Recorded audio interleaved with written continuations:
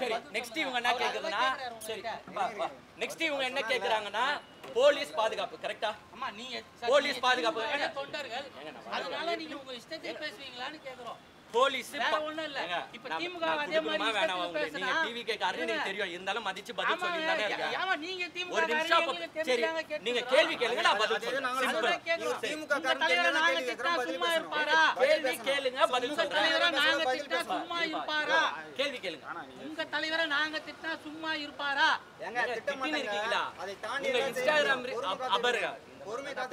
அததான் சொல்றேன் இந்த மாதிரி தான் பொறுமையா இருக்கிறோம் என்ன சொல்றான்னு பாருங்க அதை தாண்டியும் செய்வாங்க அதாவது பேசுறதுக்கு சுதந்திரம் இருக்கு அதுக்காக உங்க சுதந்திரத்தை தப்பா நீங்க பயன்படுத்த கூடாது கூட்ட வர மாட்டேங்குது எங்க மாநாடுல எடுத்து கட்டவா கேள்வி கேக்குற மாநாடுல சரிங்க அவங்க எங்க கேள்விக்கு பதில் சொல்லுங்க நினைக்காதீங்க நிச்சயமா கேட்பாங்க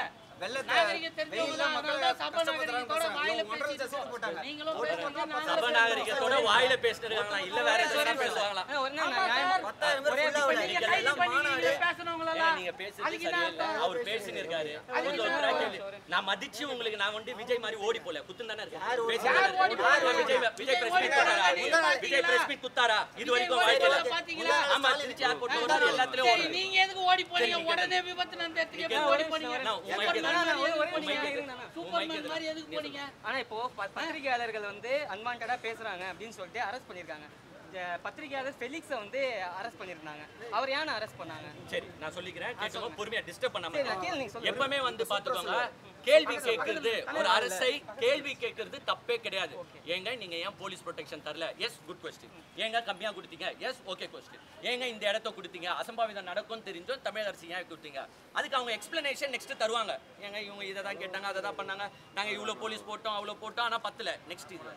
பட் ஒரு ஒரு வன்முறை தூண்டுற விதமாக பொய் கதைகளை அவிழ்த்து விடக்கூடாது நான் சொல்லிடுறேன் நீ நெக்ஸ்ட் क्वेश्चन